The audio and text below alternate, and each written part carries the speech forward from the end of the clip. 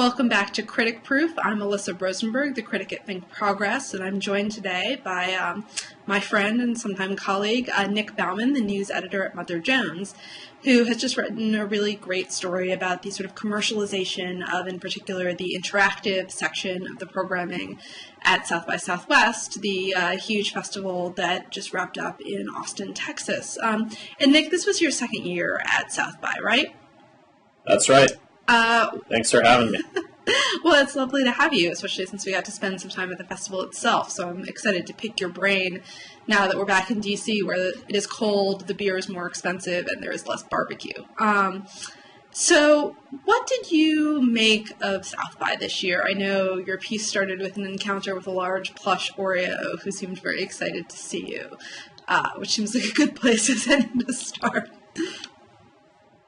Yeah, well, I guess I noticed this last year too, but it seemed more in your face this year, and some of the people I talked to agreed with me about this, that the conference is really suffused with marketing at this point, and often marketing that is seemingly completely unrelated to the ostensible goals of the conference or theme of the conference. I mean, it's not like Oreo is known as a particularly high-tech company.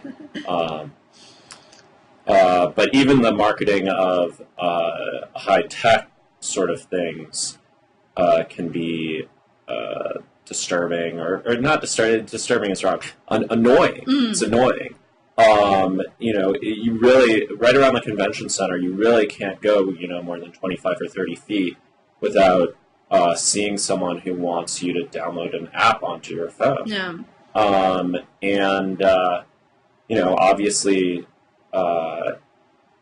Obviously, marketers and new companies are attracted to South by for good reason.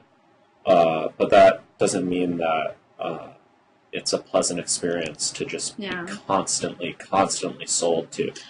Well, and that raises an interesting question, right? I mean, the previous year, there was something of a dedicated journalism track within the Interactive Festival, and that wasn't the case this year, right? Yeah, there was something called content and distribution, which is sort of,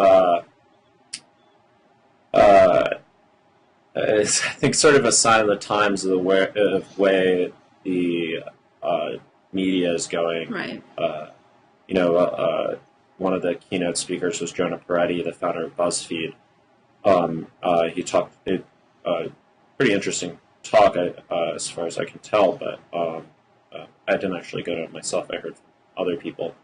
And, they've been very controversial for their use of sponsored posts and so on and so forth. I mean, that raises an interest. Both of these things you've said raise sort of an interesting question for me. Do you think that the rise of social sort of lets any company brand itself as a tech company sort of further, simply through their social efforts? And do you think that sort of content as indistinguishable from journalism, kind of crowds out journalism or strips it of any sort of privilege that it might have? I mean, I think those are interesting questions, both sort of for South by Southwest and now that we're home, kind of in general. Yeah, does content crowd out, content, air quotes, crowd out journalism? Right, or does journalism get demoted in that framework to a certain extent? Does it no longer have sort of special status if anyone can be a content creator? Well, I think we have to be careful to not pretend that journalism, especially, the sort of journalism that high-minded folks go nuts for, like the New Yorker and long-form journalism, like, we try to do at Mother Jones and stuff like that, that's ever been anything but a niche product. And, I do think that journalists who are trying to do actual reporting and do more than just produce content, and, BuzzFeed does do a lot of actual reporting. I'm great about that. Do have access to a broader audience now than they might have in the era of print papers and so on. And especially if you work for a small outlet like I do, you really have much more of an opportunity to break through into the broader news ecosystem. But But But BuzzFeed's an interesting example of sort of the symbiosis of traditional reporting and criticism with sort of web-friendly content, right? I mean, whatever people may think of those cat lists, whether you buy sort of BuzzFeed editor Ben Smith's argument that, the sort of curated lists of things that will make you happy, or cats doing X, Y, or Z are masterpieces, or whether you think they're just clever link bait, they've done, I think, more than any other outlet to use that kind of very clicky content to finance other things. Yeah, and they take it seriously, and rightfully so. I mean, I'm a big believer that part of the job of journalists is we have these things that we think are important, these subjects that we think are important. Mm-hmm. And it's not enough anymore. Back in the day of the newspaper, you could just write an article however you wanted to write it about whatever you wanted, and you didn't really know if anyone read it. But we don't have that excuse anymore. So the job really, hopefully you're doing this because you want it to matter. And it's hard for me to see how it would matter if no one reads it and if it doesn't make any difference on policy or change people's minds. And so, the job really is to figure out what's important and then make people care about it. I think,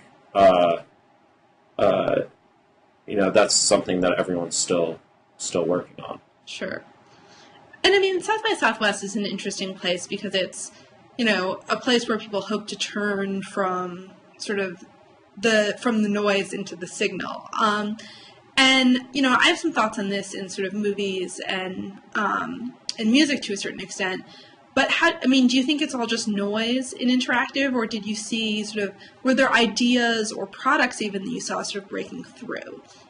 The most useful thing I found about South by Southwest Interactive was meeting people, and especially meeting people outside of the sort of formal context of panels and speeches and so on.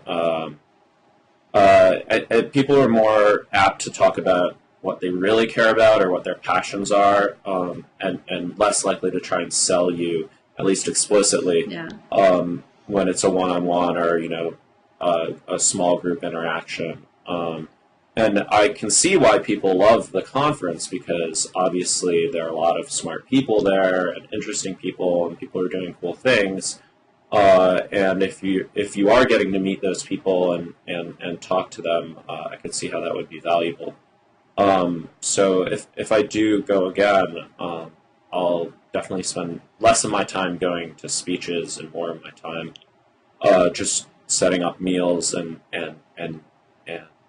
other interactions with people I don't know. That's what I found to be the most useful. Well, it's interesting because for sort of a high-tech, theoretically very modern conference, and I don't know how many sort of conferences or conventions you go to. You've been to Netroots, right? I haven't been to Netroots, actually. Okay. Yeah. I've been to political conventions. But... Yeah. Because to me, for all that South by has this buzz and this sort of startup energy, theoretically, it feels like a very old-fashioned conference in certain ways. I mean, I would agree with you that, there were certain panels that I went to because people who I knew to be interesting were going to be on them, but for the most part, it's a chance to sort of get people together in person. And it's interesting to me that at an interactive conference, I think a lot of people feel that South by Southwest is a place to either, meet up with collaborators or with old friends or, even just with groups of people that wouldn't normally come together. I mean, it's a conference about sort of interactivity and technology that actually seems to end up affirming that being face-to-face with people is important. Yeah, that's a really good point, that it proves that there's still a need for something beyond just interacting with people on Twitter. I love Twitter, but... and you do form a different sort of connection that way. I thought it was interesting, in response to my story, Hugh Forrest, who's I believe the director of the Interactive Festival, or was this year, responded to a comment on someone's blog, said, that a lot of this has to do with the audience or the people who are going to the panels themselves. That of course, for the uninitiated, South by Southwest panels, many of them are picked or at least winnowed down by this sort of interactive online voting and discussion process called Panel Picker. And he sort of encouraged people who are dissatisfied with the selection to participate in that more and get more involved with that. Which it's a fair point. It's a good point. But go ahead. And well, one thing I would say is interesting. I've been on panels at South by Southwest 2 years in a row, and my experience has been that they're very good at looking for sort of weird topics. And when I say weird, I say often the kind of things that I write about. I was on a panel about sort of Islam and pop culture last year where, I kind of submitted it as a nascent idea, and they helped me find some great filmmakers and professors to be on it. And so they were very good at sort of, sorting through an enormous volume of stuff and helping me create a panel that both reflected sort of the ideas that I wanted to get across. This was last year, and come up with a slate that was diverse by both race and gender. And so, that's not actually something I've ever sort of been through in the same way at a conference before. So I think there are some virtues to Panel Picker. I also think that, film operates somewhat differently than tech, in part because there's a lot of interest in sort of making good use of people's time while they're here to promote films. And so there's a real tendency to sort of pair up people who, people who have a film at the festival and put them on a panel, not even necessarily to talk about their film, but to sort of make good use of their presence in Austin. One of the panels I was on this year, which I think you were in the audience for, was about sort of sex and women in television. Yeah, that was great. And two of the women on the panel, Sarah Gertrude Shapiro, thank you, by the way. And Sarah is a director, and Anna Camp, who folks have seen in, I think, Mad Men and The Good Wife, among many other shows.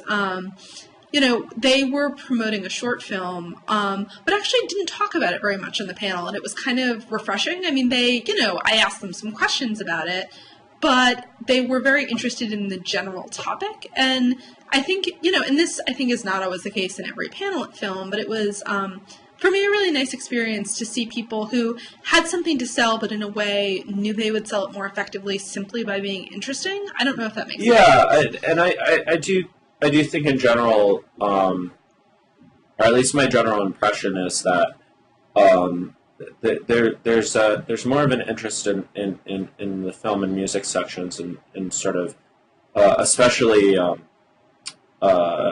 talking about race and gender and stuff like that in the context of these things. And there is an interest in that in interactive, but it seems more prominent or a larger percentage in film and culture. I'd like to see some actual numbers about that. I don't know if my impression is correct. That might be a really interesting thing to sort of call on South by Southwest to release, is, for them to actually crunch the numbers on their panels, by division and release that data. That would be really interesting to see. And my complaint about the interactive conference, to be clear, isn't so much that I don't think it does social issues or with these things that we lump into social issues like race and gender and human and civil rights. I said in my piece that I think the politics of the conference are very, very much like the politics of, say, Reddit or sort of cheerful tech libertarian, or Whole Foods, right? which is actually based in Austin. And we walk past those headquarters. This deeply concerned with civil liberties and very, very take very seriously the idea of having diverse communities, but not nearly as concerned with sort of socioeconomic issues. That was the thing that I no one really talked about, which is I think interesting, given that of course there's an enormous amount of money at stake here, something like $150 million for the Austin economy, and people are spending, many, many hundreds of dollars on conference passes and lodging and food and all this. Yeah. So, the economic issue is there, and there are huge swaths of people who aren't able to access this conference, this programming. One thing I had sort of two questions. One, there's been a lot of discussion about sort of diversity on panels at tech conferences recently, and some of those conversations have been sort of very painful and combative. What did the panels that you were on look like? Did they seem diverse? They seemed gender diverse. I can't think of any panel that I went to that did not have both genders represented. It wasn't always gender equal. Sometimes It was 3 men and 1 woman or something like that. There definitely seemed to be a concern for how a panel might be perceived in that way. It didn't seem, and the conference overall seemed very white.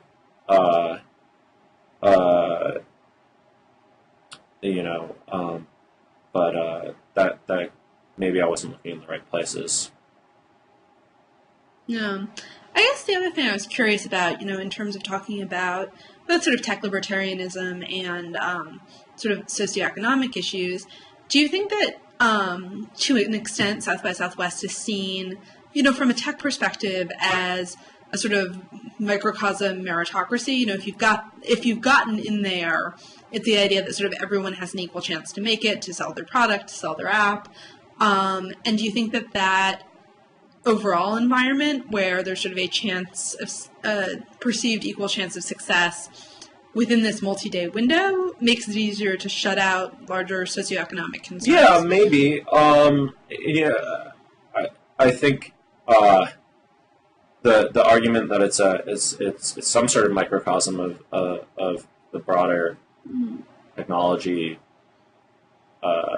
universe is at least partially accurate. Obviously, there are people and companies that choose not to go to South by Southwest, but as this event and it's a mega event at this point grows in size, it's just going to become increasingly impossible for companies that want to be taken seriously by private equity or by by potential funders, by the media, to ignore this sort of thing. It's been such an opportunity, and so I think people are responding in rational ways, but as this gets larger and larger, it seems like the marketing and the constant marketing and the downplaying of people's interests other than the thing that they do for money will just get worse and worse. Well, and it's interesting.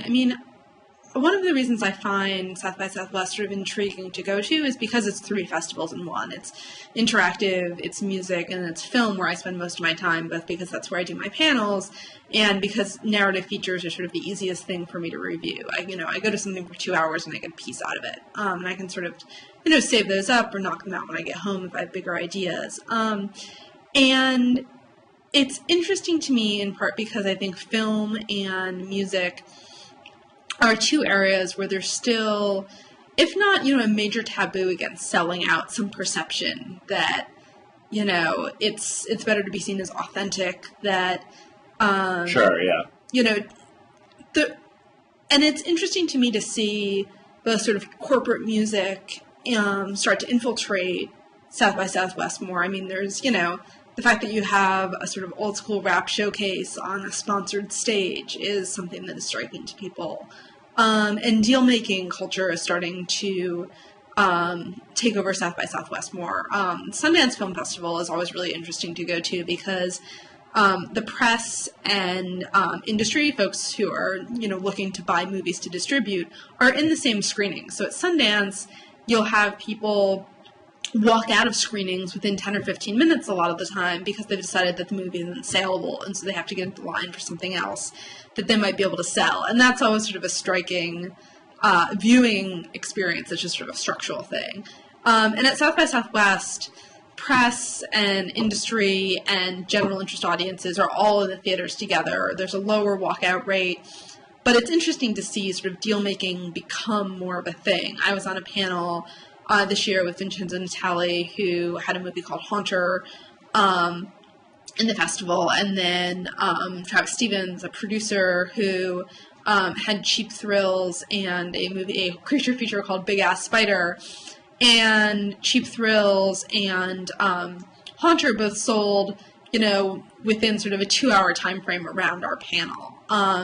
And it was sort of kind of the closest I've ever been to that sort of deal making. And it was, it was interesting to see that news sort of start to bubble up. I mean, obviously you want your stuff to get into distribution, right? I mean, but there's a difference between, I do think there's a difference between someone buying your feature for a modest amount of money so it can get in theaters, or deciding that you're going to do a video on demand deal, and doing a huge sponsored concert to close out the festival. I mean, those are sort of different things. And seeing, I wouldn't say, a tech mentality, but a mentality that is more friendly to making large amounts of money, enter film and music is, it's interesting.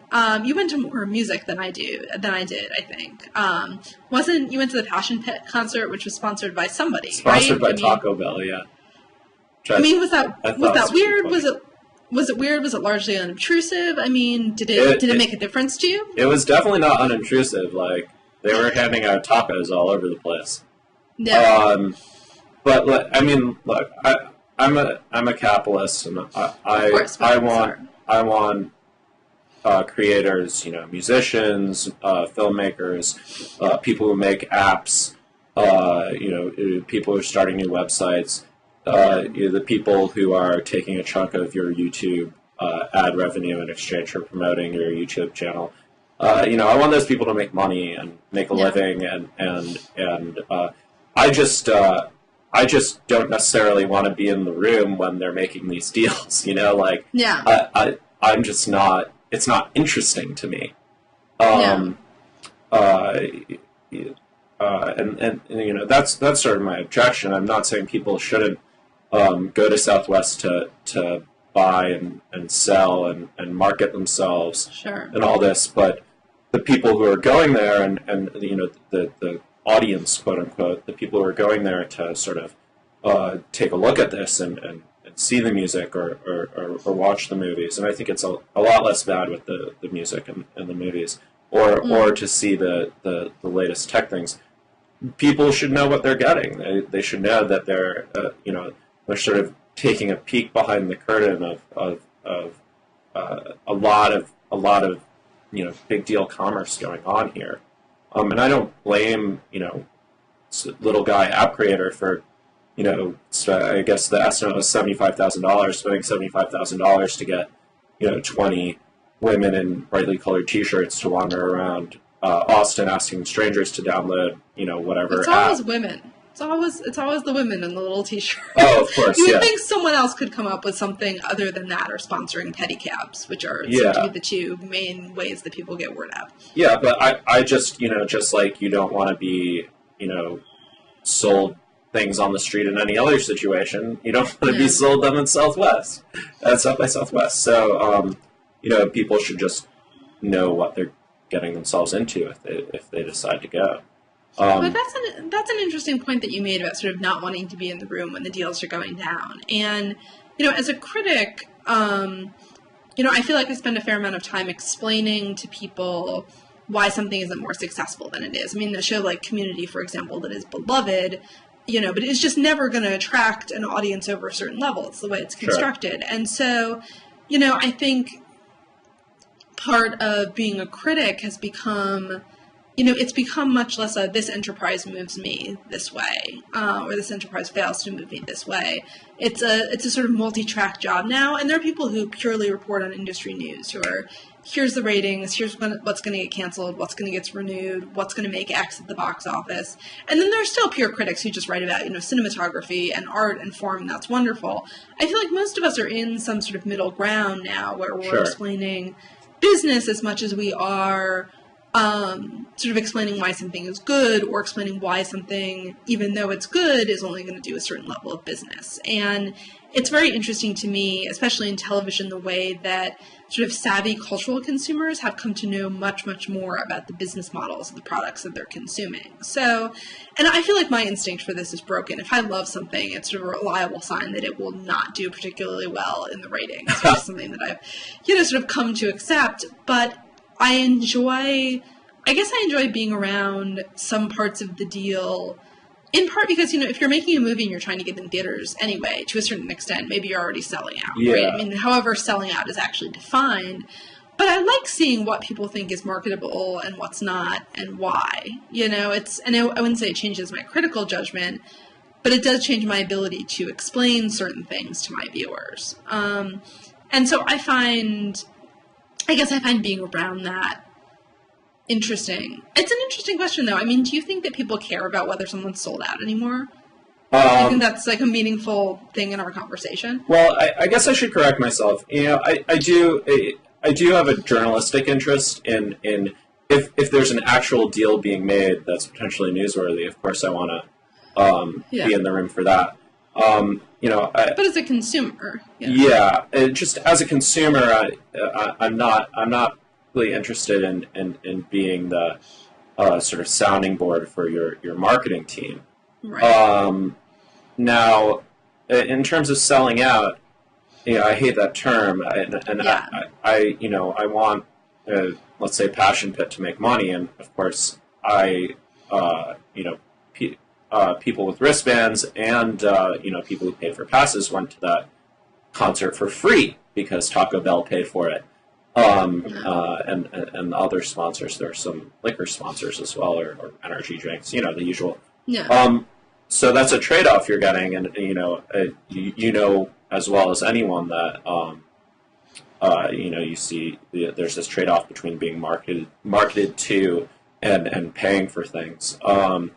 And these people have to get paid somehow. South by Southwest, I think, still has some of this, at least reputationally, as this sort of cachet as a sort of hip place that's in some way non-commercial or authentic. I don't. I probably don't value those things as much as some other people might, but I would tell you that is not really true. It's just not what it is.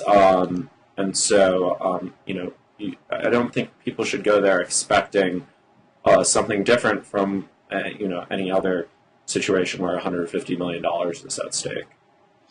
Yeah, I mean, I think that the point about sort of people going to this specific concert for free, like not paying a per entry fee to go to the different shows that they're going to, is a really interesting one because, I've said that I'm pretty comfortable with certain levels of product integration on television to keep small shows alive. I think that what Subway has done with, Chuck and then with Community has been great. But something, it's very interesting to me that, people are willing to not pay a per ticket fee and let Taco Bell pay for the concert, when that's arguably much more consequential to sort of what gets promoted, what gets a decent venue, who's able to get in, than something like product placement is. I mean, if corporations are paying for entire productions, whether it's a show or the creation of a television show, consumers may have to pay less, but they're giving up an awful lot of independence.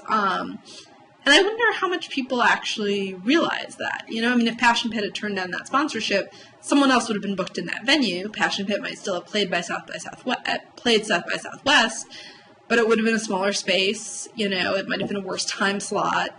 And that's something that genuinely is consequential. You know, the Village Voice wrote a piece about, you know, Jay-Z coming to South by Southwest last year, and sort of made the point that when these big acts show up, they really do quite literally trade off time and attention with smaller bands, or, you know, in some cases with smaller movies. And, you know, that's really challenging, right? If 21 Jump Street has booked the Paramount in Austin, as it did last year, you know, that is a big, big space that a movie that didn't have a distributor could have been in front of. Joseph Gordon-Levitt's Don John, which already has distribution, played there this year, and it was, you know, it's a good movie, it's a fun theater to see things in, it's a good, you know, it makes for a good crowd, but, you know, there are real trade-offs to, you know, kind of corporate decision-making about who gets to play where. It's not, and, you know, the badges don't pay for everything. Yeah. And that's, I think, a big, you know, it's a festival whose ambitions have outstripped the revenue just from attendance. Yeah, and I think, you know, one of the things that really surprised me, or you know, continued to surprise me while I was there is you'll see these bands that are pretty big bands, you know, with you know, millions or tens of millions of YouTube views on their music videos, and, you know, multiple you know, albums, playing pretty small venues. You know, that's a great opportunity for fans. But the reason you're seeing that is because the really big guys, as you said, have taken those bigger spaces, and so you have you know, sort of not undiscovered bands, but like up and comers, really in these pretty small spaces that might be smaller than what they're used to. Yeah, I mean, opportunities are sort of, you know, like, it's not like Daft Punk needs a label, right? Or it's not like Daft Punk needs an audience that's going to enable them to go on tour, or Jay-Z or Prince or any of the other huge acts who have played South by. And so, you know, so the bigger acts you bring in, and I think this is a particular problem in music, you know, the more things get pushed down. And I don't know how often bands play in music, but one of the nice things about film is that there's some flexibility.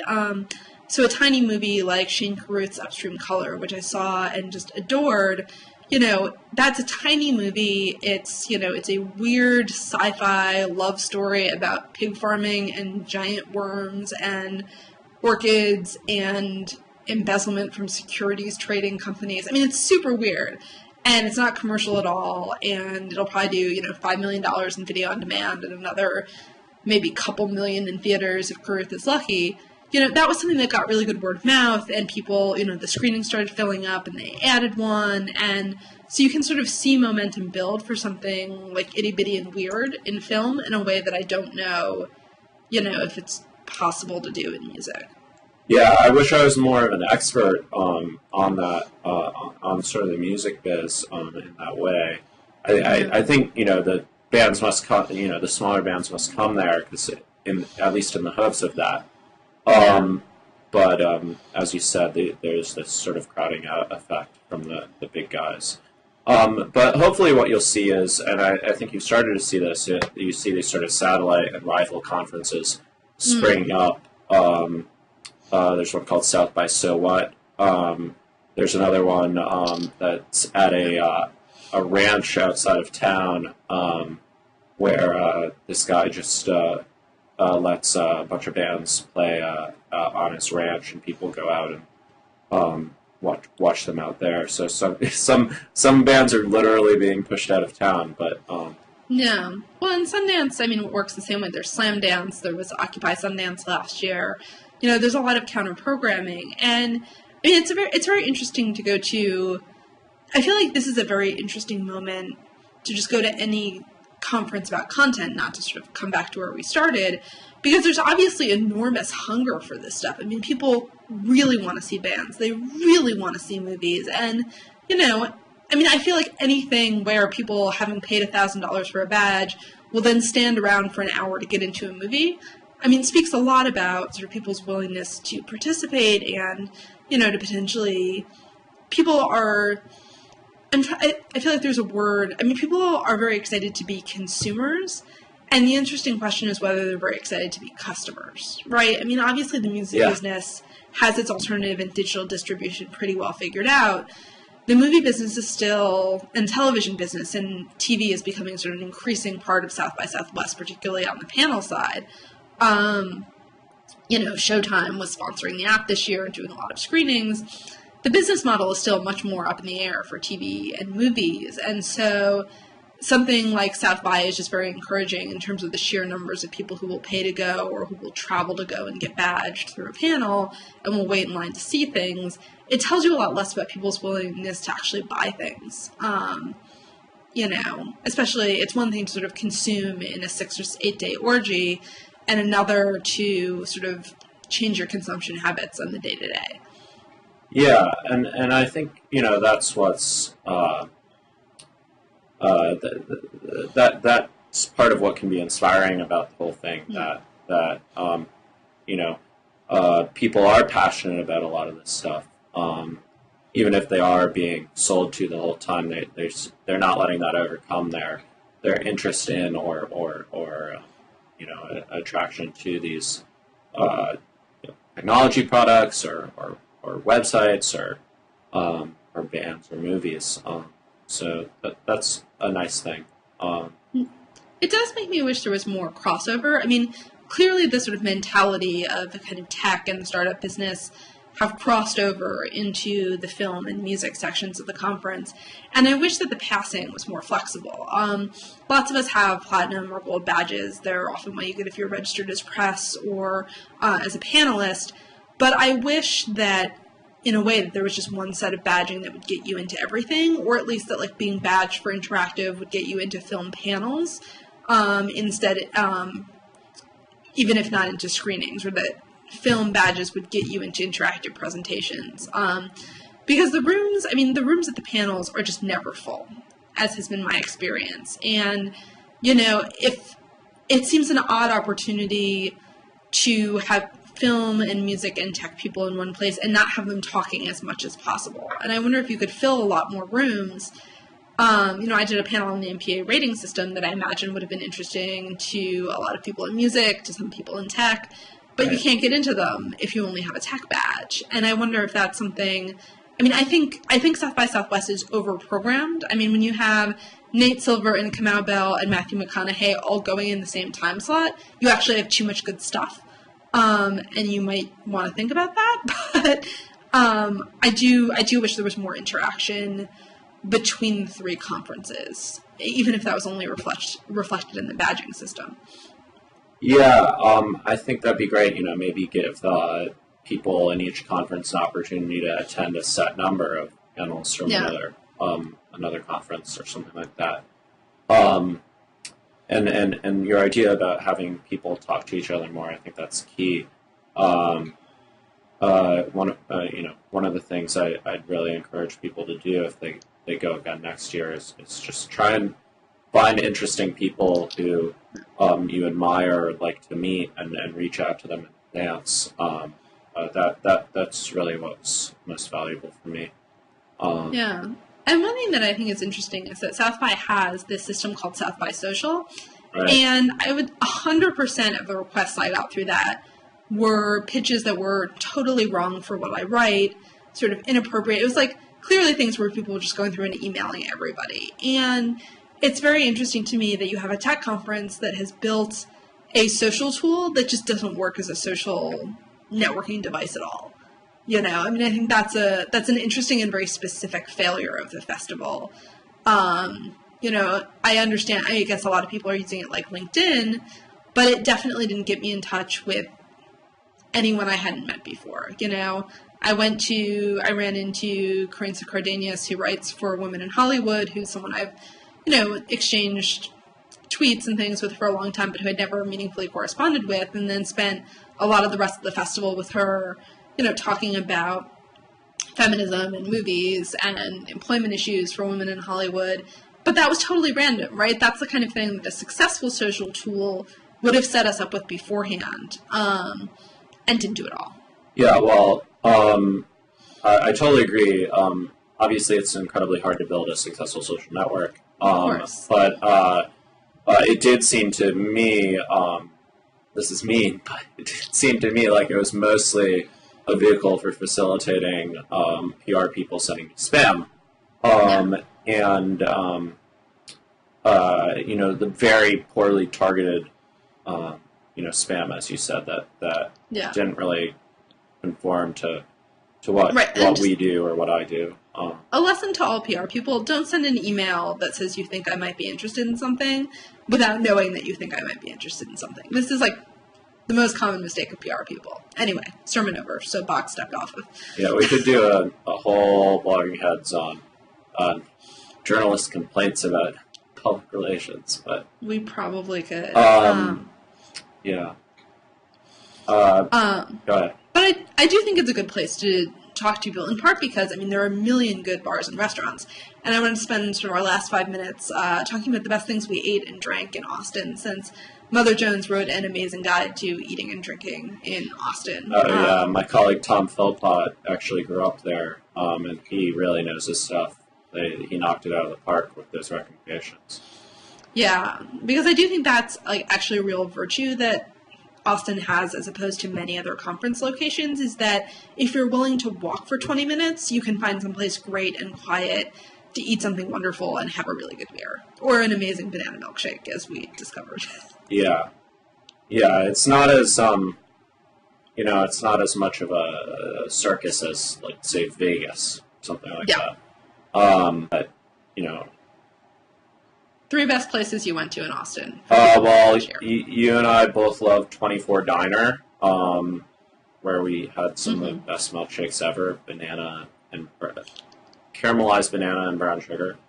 I really liked a bar called The Liberty, which had great food by Paul Key. I think that's how you pronounce his name. He was a Top Chef contestant. Went to a great Asian fusion place on South Congress called 888. And those are probably my top 3. Obviously, there's great barbecue all over the place. Yeah. I was going to start out by recommending Lambert's on 2nd Street, which is amazing. As someone who's never been a big convert to the whole idea of ribs, these ribs were a religious experience.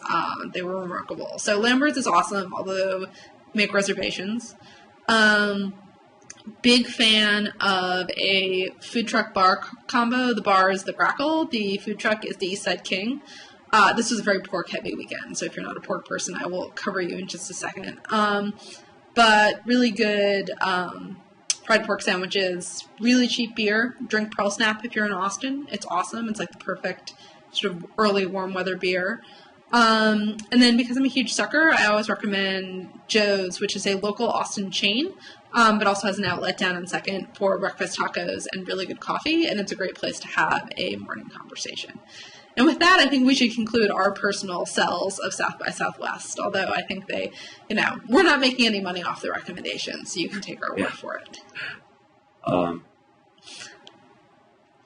Thanks for having me. It was a lot of fun.